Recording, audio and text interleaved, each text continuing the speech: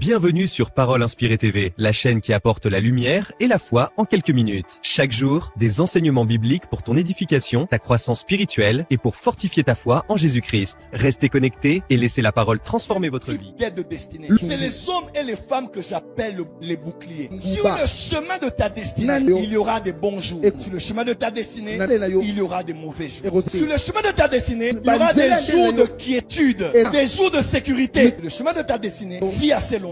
Tu verras qu'il y aura des jours d'insécurité et des jours de danger. Sur le chemin de la destinée, il y a des jours où tes amis seront là. Ils vont s'élever pour t'épauler, pour te financer, pour te pousser, pour te booster, pour publier qui tu es et quelles sont tes réalisations. Mais sur le chemin de la destinée, il y a des saisons durant lesquelles des ennemis s'élèvent. Quand ils s'élèvent, ce n'est pas pour te booster ou pour te publier en bien. C'est pour te salir, te discréditer, t'isoler, te rendre dépressif, te détruire, te ruiner et t'effacer de l'histoire en te sortant du cœur des gens. Et c'est là que Dieu vient t'aider. Par des aides de destinée qu'on appelle des boucliers. Lorsque Paul était en danger, il y a Prisca et Aquilas. Ils ont mis leur tête à couper. Pourquoi? Pour sauver ma vie.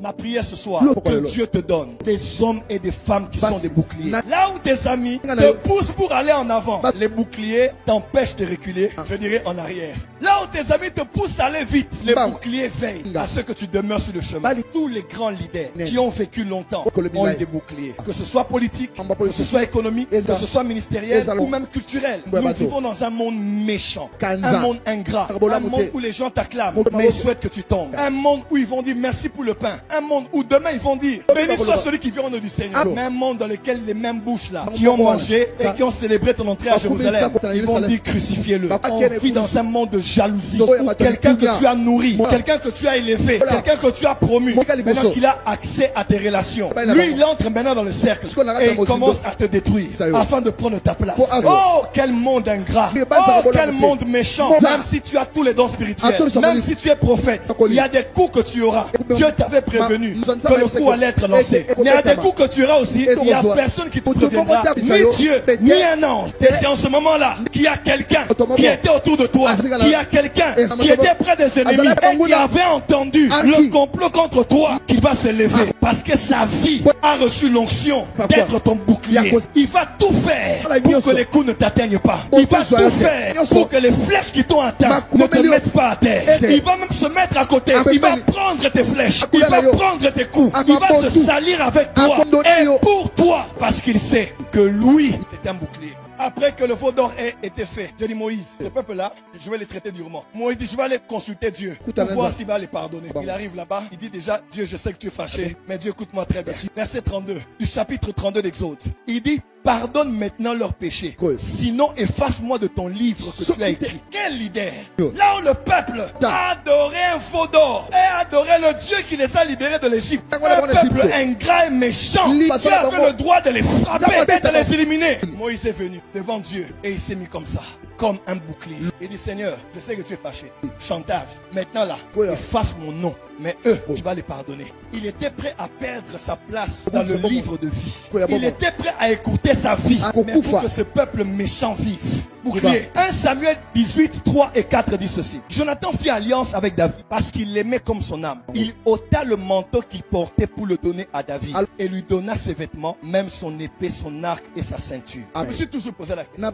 Quelle dimension d'amour, quelle dimension de confiance. Je suis celui qui est censé être roi par une révélation spirituelle. Mais l'ami qui me donne son épée, c'est celui qui est censé être roi par ordre légitime, car il est le fils du roi. En temps normal, même s'il faut faire l'alliance, Jonathan ne peut pas donner à David son épée. Parce que la présence de Jonathan en vie est une menace pour la prophétie de David. Parce que, chronologiquement parlant, après Saül, c'est Jonathan qui doit être roi. Il n'a jamais voulu être président, PDG, pasteur principal, l'homme qui contrôle tout au-dessus. C'est ce qu'il était censé être. Et David avait eu une prophétie, il allait être le prochain roi. Donc David est la menace de mon trône et de la suite logique des choses. Et il faisait tellement confiance à David. En temps normal, David pouvait tuer Jonathan avec son épée. En éliminant Jonathan, David sécurisait sa prophétie. Jonathan a dit, prends mon épée, je fais alliance avec toi. Parce que je fais pleinement confiance. Avons-nous encore aujourd'hui des gens à qui l'on peut donner nos épées? Tu peux avoir confiance en quelqu'un au point de le livrer des secrets et tu sais toi-même que si elle a ses secrets, elle peut avoir le droit de te tuer, le droit de te détruire sur Internet mais tu donnes l'épreuve à cette personne comme gage de la confiance que tu as vis-à-vis d'elle. Aujourd'hui, je vois des mariés, je vois des fiancés, je vois des amitiés. Tout le monde te dira sournoisement, on ne donne pas tout, on donne 60%, on garde 40%. Mais Jonathan a dit à David, toi, je te fais tellement confiance, je te donne 100%. Prends l'instrument par lequel tu peux mettre fin à ma vie. Et ça a été prouvé que Jonathan était le bouclier de David jusqu'à la fin.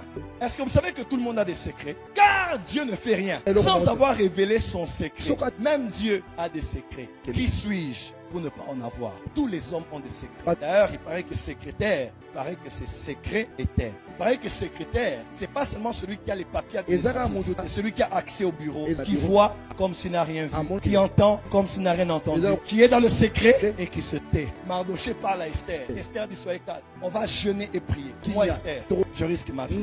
J'entrerai chez le roi, je briserai la loi, même si je dois y passer. Pour sauver le peuple, je vais le faire. Quand tu as des combats, quand tu es accusé, quand tu es menacé, quand le complot est déjà mis sur la table et qu'on est prêt à te manger, qu'une Esther risque sa carrière, qu'une Esther risque sa réputation, qu'une Esther risque sa vie pour te protéger et pour te garder. Psaume 127, verset 5.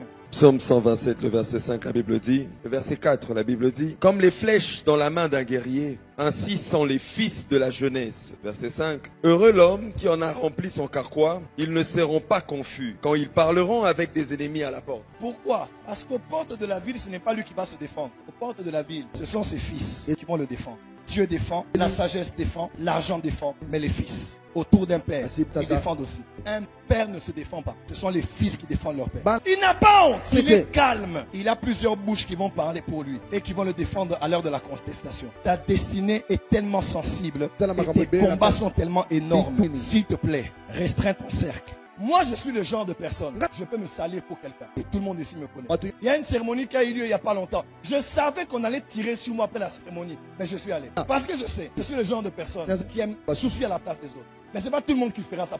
Dieu soucie des boucliers. Même au travail, Dieu te donnera un coiffeur qui va te protéger. Une coiffeuse qui va te protéger. Dieu te donnera un chauffeur qui te protégera. Là où tu vas au restaurant, Dieu suscitera un serveur qui te protégera. Là où tu travailles, Dieu suscitera une maman qui vend le pain devant l'immeuble. Elle t'appellera et elle te défendra. Les aides de destinée arrivent. Il y a une différence entre calomnier, médire et protéger. Des fois on dit, je n'irai pas rapporter parce qu'on va croire que je suis traître. Ne faites la différence entre calomnier, médire et puis protéger. Quand une personne est une personne sur laquelle beaucoup de gens comptent, rapporter quelque chose qui peut être un danger n'est pas calomnier. La calomnie et le rapport se différencient de la motivation. Quelqu'un qui rapporte avec une mauvaise motivation peut être en train de calomnier et de médire. Mais quelqu'un qui veut protéger, il dit, le patron doit savoir ça, maman doit savoir ça, papa doit savoir ça, notre pasteur doit savoir ça. Que Dieu te donne l'esprit de bouclier. Je sais que tu vas loin, mais tu as trop de combats. Dieu m'a envoyé de te dire, il te donne des collaborateurs fidèles, des fils et des filles fidèles qui te défendront et tu achèveras ta course. Si tu dis amen, tu te lèves, tu acclames, c'est fait. Que Dieu bénisse sa parole.